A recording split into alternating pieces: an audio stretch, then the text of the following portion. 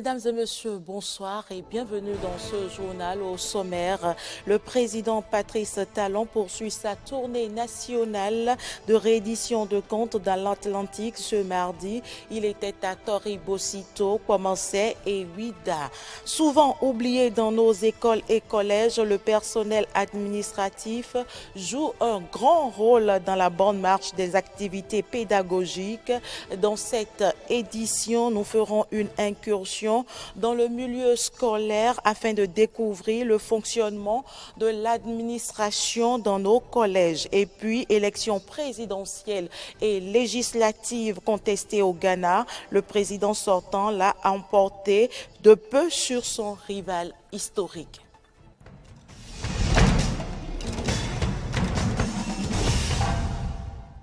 Merci pour l'attention.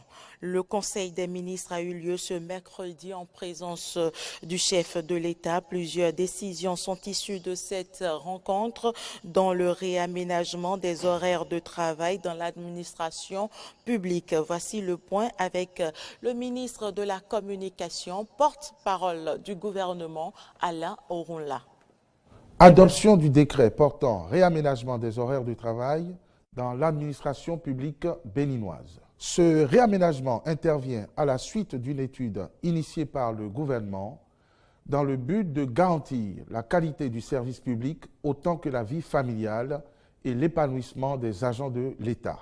L'objectif de cette étude est de permettre à l'État de disposer d'éléments pertinents d'appréciation qui tiennent compte des réalités nationales et de l'évolution du contexte sous-régional et régional. Elle a consisté en des enquêtes et des sondages d'opinion et a donné lieu à la collecte d'expériences d'autres pays, puis à l'analyse des différents scénarios préconisés. Elle a principalement abouti à la conclusion qu'un ajustement pertinent de ces horaires sera porteur d'effets positifs pour l'administration, de même qu'il favorisera une meilleure vie de famille pour les travailleurs. Ainsi, il pourra être procédé à la révision du décret numéro 84-194 du 3 mai 1984 portant restauration des horaires de travail en journée discontinue. Après mise en œuvre de projets du programme d'action du gouvernement en maîtrise d'ouvrage délégué par la Société immobilière et d'aménagement urbain SIMO. Il s'agit de projets de grande envergure que sont la construction et l'équipement du nouveau siège de l'Assemblée nationale, la construction et la gestion de 500 logements sociaux répartis à raison de 200 à Alada, 200 à Ouida et 100 à Parakou. Dans l'optique de leur conduite efficace, le Conseil a autorisé, en dehors de la convention cadre de maîtrise d'ouvrage déléguée, la signature avec la dite société des conventions spécifiques aux fins de définir les conditions et modalités d'exécution des missions qui sont prescrites. Approbation des mesures de fermeture de carrières illégales de ressources minérales. Le constat général en matière de carrières d'exploitation de ressources minérales, dont le sable, la latérite, le gravier roulé, les pierres et les substances précieuses, révèle que dans la plupart des communes, les sites sont ouverts au mépris de la réglementation en vigueur. De ce fait, ces activités incontrôlées engendrent non seulement des dégâts au plan environnemental, mais aussi sont source d'insécurité à cause de la recolonisation non maîtrisée des sites antérieurement fermés.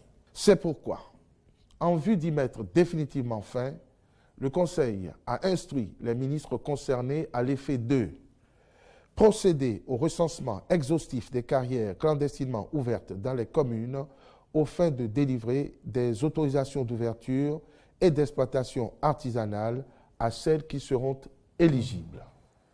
Tournée nationale du chef de l'État, Patrice Talon était à Toribocito et à Kouamassé pour faire le point de sa gestion du pays en 5 ans. Je vous invite à suivre ici les temps forts qui ont marqué sa descente dans ces 2 communes de l'Atlantique. Outre Ouida ce mardi, le président Patrice Athanase Guillaume Talon s'est également rendu à Toribocito et Kouamassé. Accueilli dans la liesse, le maire de Kouamassé a dit la reconnaissance de ces populations au chef de l'État pour les actions dont elles ont bénéficié dans le cadre du PAG. Vous avez travaillé inlassablement depuis lors pour donner corps à votre admirable vision du développement de notre pays, remettant à l'endroit tout ce qui était à l'envers. La construction d'infrastructures de grande envergure pour l'amélioration progressive du cadre de vie de chaque Béninois, en passant par l'amélioration du climat des affaires, l'assainissement des finances publiques, la modernisation des services de l'administration publique, le développement du numérique, le renforcement de la sécurité des citoyens, la réforme de l'état civil à travers le projet RAVIP, l'instauration des cantines scolaires fonctionnelles, la conscientisation citoyenne et le respect de la chose publique, tout force l'admiration et la fierté. La commune de Kouamassé se réjouit d'être impactée par les réalisations du programme d'action du gouvernement aux investissements inespérés relatifs à la gestion stratégique de la riposte à la pandémie de la COVID-19.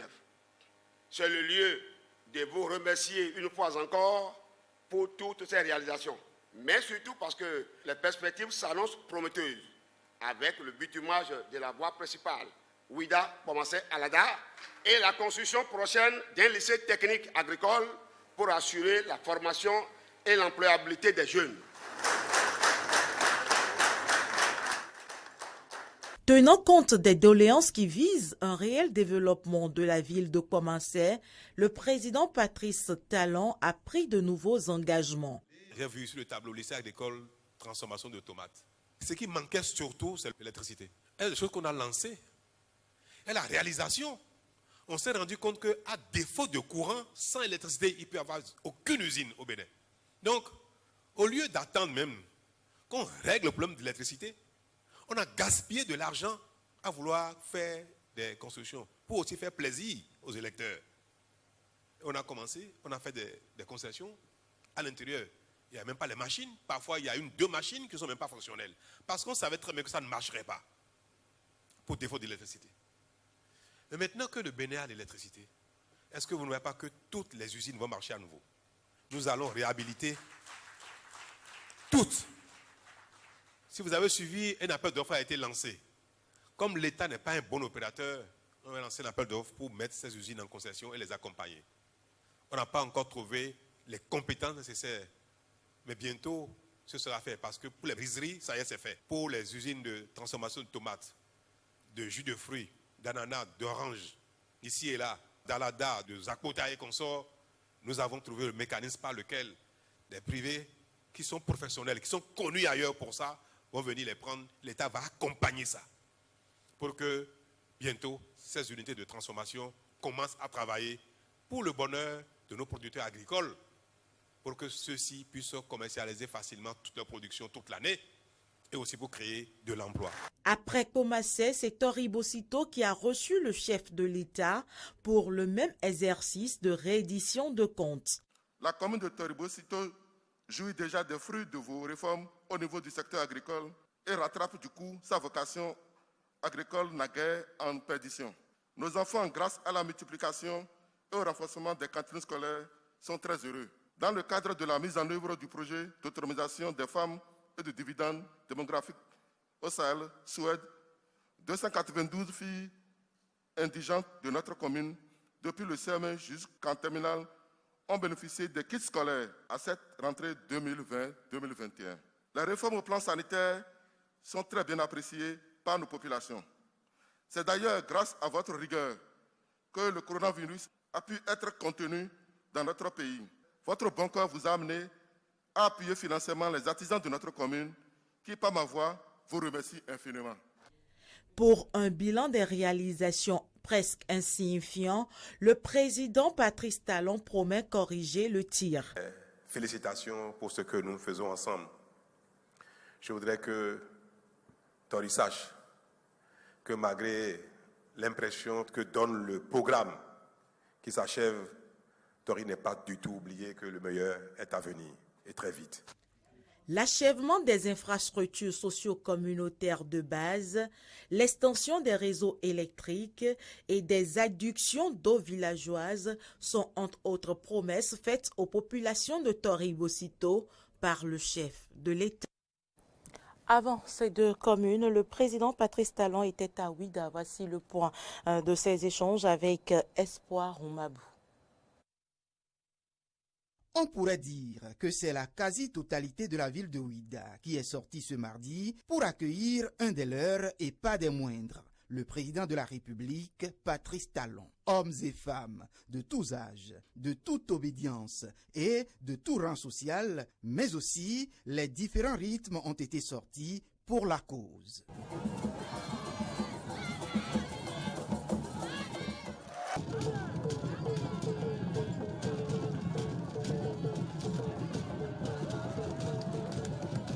Une fois le chef de l'État accueilli et installé en grande pompe, le maire Christian Maouyon-Huetchenou prend la parole. Après avoir salué la réforme du système partisan, il va remercier le président Talon pour la mise en place progressive des infrastructures pour faire de Ouida l'un des pôles touristiques du Bénin et pourquoi pas de l'Afrique. De nombreuses et courageuses réformes que vous avez lancées, Ouida applaudit particulièrement et se réjouit des impacts positifs de la réforme salvatrice du système partisan dans notre pays. Les milliers de touristes se bousculeront bientôt à la découverte de cette ville mystique et mythique, dont la richesse et la diversité de son histoire, dans la pluralité harmonieuse de son patrimoine qui fait d'elle une vie universelle. Pour ceux qui en doutent encore, de nombreux chantiers ouverts ici et là dans la commune préfigure du statut de destination touristique prisée que Ouida se prépare à conquérir dans les toutes prochaines années. Et c'est sur cette vague que va plus surfer le président de la République pour faire renaître l'espoir dans les cœurs des filles et fils de la cité d'Ekpassé. Le Bénin est le pays d'Afrique qui a le plus de potentiel touristique de tous les pays d'Afrique.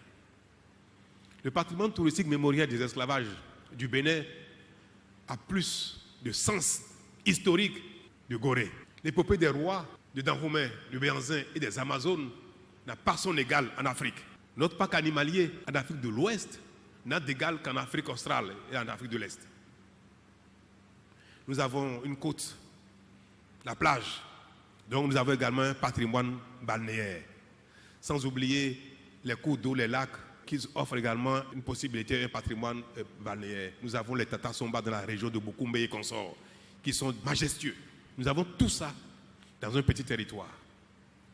Le tourisme va faire de nous un pays riche. La marina ici à Ouida, le bateau, le négrier, des investissements colossaux sont en passe d'être réalisés. Les études ont été longues. Elles sont pratiquement terminées. Les travaux vont démarrer. En partant de Ouida ce mardi, le président de la République, Patrice Talon, avait certainement le cœur réchauffé d'avoir retrouvé la chaleur des siens. Autre information dans cette édition, les femmes des médias sont outillées sur les mécanismes de prévention et de répression du harcèlement sexuel. Une formation initiée par l'ONG internationale OSFAM en partenariat avec l'Union des professionnels des médias du Bénin. Laurent Toneikes, Damien Pedro.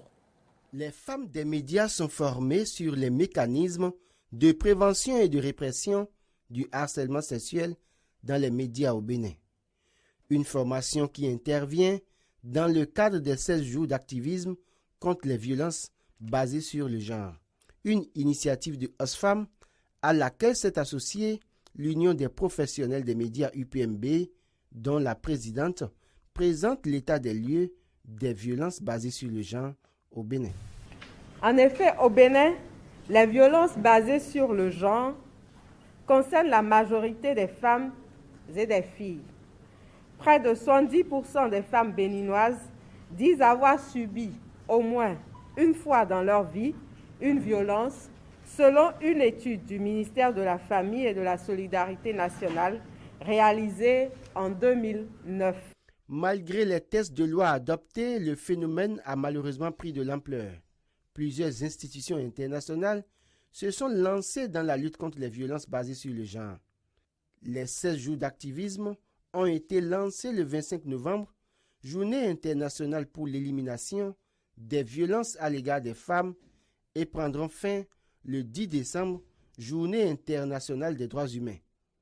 Ces 16 jours d'activisme constituent une campagne pour sensibiliser les violences basées sur le genre, ce qui justifie la tenue de cette formation.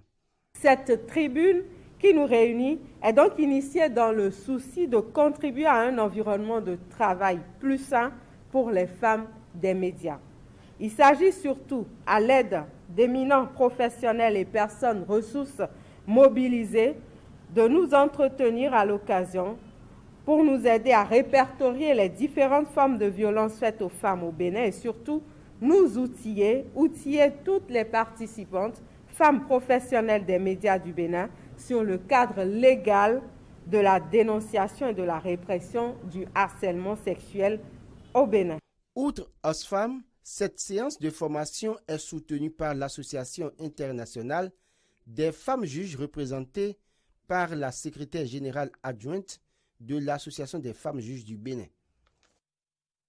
Éducation, de bons résultats à la fin d'une année scolaire n'est pas seulement l'apanage des élèves, enseignants et parents d'élèves. Le personnel administratif y joue un grand rôle, mais force est de constater qu'on en fait rarement cas. Laurette Kankangbe et Romaric Devochi ont donc décidé de nous faire découvrir le fonctionnement de l'administration dans une école à travers ce reportage. L'administration scolaire regroupe les corps et emplois de fonctionnaires remplissant les fonctions administratives dans la sphère éducative. Dans les collèges d'enseignement généraux, le personnel dirigeant est primordial pour la coordination des activités scolaires. Pour le directeur du CEG Tangbo Djevier, c'est un rôle de manager que joue le directeur. Le directeur, son rôle, c'est de coordonner tout ce qui est en train d'être fait dans le collège, de mettre les professeurs dans de bonnes conditions. Le censeur, lui, il se charge des études. Il y a le comptable gestionnaire, lui, il se charge du côté financier. Ceux-là qui vont se charger de la discipline dans l'établissement, c'est les surveillants généraux. Au secrétariat, en tout cas, tout le courrier doit passer par là. Dans l'administration, il ne faut pas qu'on oublie quelqu'un, il y a aussi le gardien. Quant au censeur, il est le poumon de l'établissement et il coordonne les activités pédagogiques. Dans cet établissement, le censeur est le coordonnateur des activités pédagogiques. Il est chargé, dans un premier temps, d'élaborer les emplois des professeurs, d'attribuer les salles aux professeurs, d'être derrière eux pour savoir comment se déroule l'activité pédagogique. S'il y a des défaillances, pallier aux défaillances. Il faut que les professeurs aussi expriment leurs besoins, ce qu'il faut pour la bonne marche du travail dans le collège. Parce qu'au finish, il faut un résultat. La tenue d'une comptabilité étant essentielle pour la bonne gestion d'une entreprise ou administration, ce principe est aussi de vigueur dans les collèges. Alors, comme mon rôle, il faut établir ou élaborer le compte rendu de l'exécution du budget et que le directeur soumet aux membres du conseil d'administration. Alors, il faut élaborer aussi l'avant-projet du budget. Tout ceci sous la responsabilité du directeur. Il faut passer au conseil consultatif, nous passons aussi au conseil intérieur. C'est après le vote du conseil d'administration que le budget est maintenant valable pour être exécuté au collège. La discipline dans le travail est du ressort du surveillant général. Dans le dispositif administratif, le surveillant général n'est pas le membre le mieux adopté et apprécié des élèves. Le surveillant, en d'autres termes, c'est le préfet de discipline. Quand nous parlons de discipline, il y a l'ordre. Il joue aussi le rôle de juge. Avec les effets de la puberté, l'enfant va vouloir défier à un moment donné. Ça peut mettre le professeur en classe. Là, le surveillant est là pour pouvoir calmer la situation, situer les responsabilités. Le surveillant est là aussi pour la propreté. La personne qui est la plus mal comprise, face à une situation, le surveillant prend de la hauteur. Il analyse et il situe les responsabilités. Ça peut ne pas être ce que l'autre veut. Donc là, il va prendre le surveillant comme quoi il n'a pas bien tranché cette situation. Il y a aussi les cas de grossesse. Le surveillant est mieux placé. Et c'est effectivement lui qui, avec l'appui de quelques élèves, pour certains renseignements, afin de filtrer effectivement certains cercles et avoir plus de précision. Le secrétariat est la vitrine de toute administration. Est-ce le cas dans les collèges? Administrativement, le rôle de la secrétaire consiste à traiter les documents, par exemple des courriers, des pas arrivés, à faire la saisie des devoirs, des notes de service, tout ce qui concerne la cellule informatique. Cet ensemble se doit de travailler de façon efficace pour le bon fonctionnement des activités dans nos collèges, le suivi des rapports pédagogiques et normes de l'école qualité fondamentale, car l'école est sanctuaire autant que la chapelle. Actualité en dehors du Bénin, élections présidentielles et législatives contestées au Ghana. Le président sortant l'a emporté de peu sur son rival historique. L'opposition rejette ces résultats et envisage de faire appel à cette décision de la commission électorale. Un scrutin qui a pourtant été salué comme un exemple en Afrique de l'Ouest. Les supporters fêtent la victoire devant sa résidence. Le président ghanéen Nana Akufo-Addo a été réélu mercredi face à son rival politique historique John Mahama qui l'affrontait pour la 3e fois à l'issue d'un scrutin extrêmement serré. Le leader du nouveau parti patriotique remporte 51,59% des suffrages contre 47,36% pour son rival John Mahama. Une élection sous extrême tension, 5 personnes ont été tuées dans des violences électorales depuis lundi selon la police. Le président nouvellement élu, lui, appelle à l'unité. Les deux partis, le NPP et le NDC, doivent travailler ensemble, en particulier au Parlement, pour le bien du pays. Le temps est venu pour chacun d'entre nous, indépendamment de nos affiliations politiques, de s'unir, de se donner la main, de se tenir côte à côte et de travailler dur pour placer le Ghana là où il mérite d'être.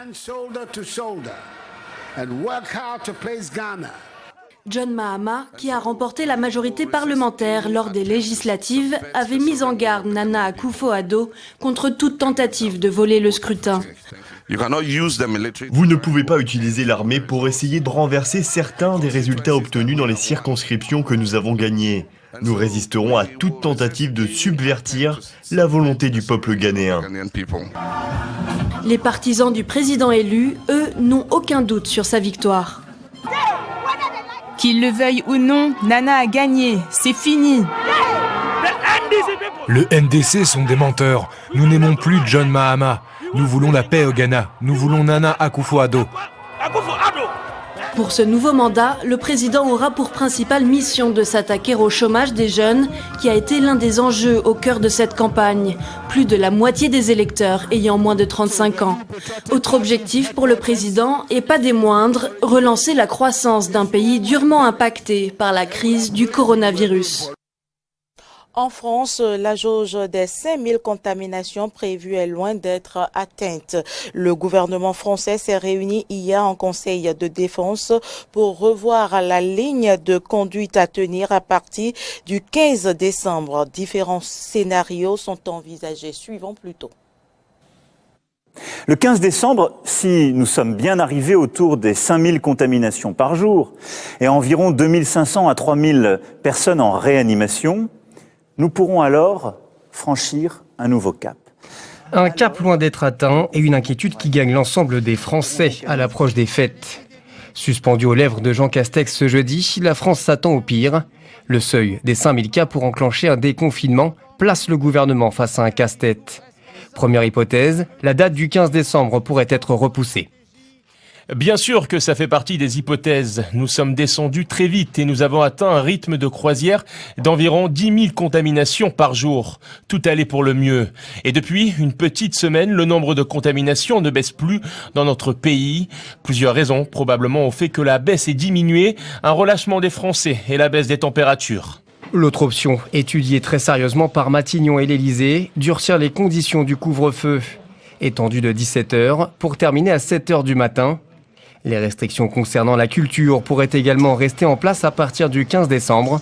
Le gouvernement pourrait décider de ne pas autoriser les cinémas et salles de spectacle à rouvrir. C'est ce qui est mis sur la table aujourd'hui. Je ne le souhaite pas, mais c'est possible. La question est de savoir comment on protège au mieux les Français. La culture menacée, tout comme les transports. Les déplacements sur le territoire devraient être permis pour les fêtes, mais il n'est pas impossible que les dates d'autorisation soient plus resserrées que prévu entre les régions. Face à ces possibles nouvelles mesures, les Français sont plutôt mitigés à l'approche d'un Noël qui ne sera pas comme les autres. J'ai vraiment pas envie de passer un Noël confiné. Honnêtement, ces mesures, elles me cassent un petit peu les pieds. Et j'ai envie de voir ma famille que j'ai pas vue depuis le début, l'arrivée du Covid en France. Du coup, concrètement, je vais pas forcément mettre de mesures plus que les années précédentes, quoi. C'est vrai que cette année, c'est un peu un Noël particulier. D'habitude, on le fait à 15. Donc avec mes tantes, mes oncles, ma grand-mère et mon grand-père qui ont plus de 80 ans. Mais bon, et comme ils disent que c'est peut-être le dernier Noël pour eux, je pense qu'on va tout mettre en place, on va respecter les distanciations sociales. On va pas manger la bûche de notre côté, mais voilà, on va les mettre en bout de table, on va faire attention à pas les toucher. Et on va quand même passer un Noël en famille parce que c'est important pour nous. Sacrifier les fêtes de fin d'année pour éviter un redémarrage puissant de l'épidémie, voilà tout le problème que doit résoudre l'exécutif. Reste à savoir si les Français qui ont déjà fourni de nombreux efforts seront prêts à accepter de nouvelles restrictions. Aux États-Unis, un Afro-Américain pourrait pour la toute première fois devenir ministre de la Défense.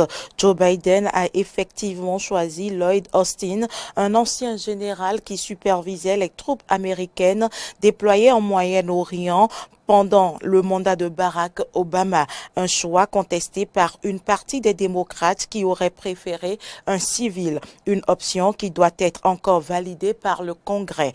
Écoutez Joe Biden, suivi de la déclaration de Austin. Aux États-Unis, un Afro-Américain pourrait pour la première fois devenir ministre de la Défense. Joe Biden a effectivement choisi Lloyd Austin, un ancien général qui supervisait les troupes américaines déployées au Moyen-Orient pendant le mandat de Barack Obama. Un choix contesté par une partie des démocrates qui auraient préféré un civil, une option qui doit encore être validée par le Congrès. Écoutez Joe Biden, suivi de la déclaration justement du général Austin. Il n'y a aucun doute dans mon esprit, aucun doute du tout, que ce candidat honorera, respectera et au quotidien donnera vie aux principes prééminents du leadership civil sur les questions militaires dans notre nation. Je connais cet homme, je connais son respect pour notre Constitution, je sais qu'il respecte notre système de gouvernement, donc, tout comme ils l'ont fait pour le secrétaire Jim Mattis, je demande au Congrès d'accorder une dérogation pour le secrétaire désigné Austin. Lorsque j'ai terminé mon service militaire il y a 4 ans, j'ai raccroché mon uniforme pour la dernière fois et je suis passé du statut de général Lloyd Austin à celui de Lloyd Austin.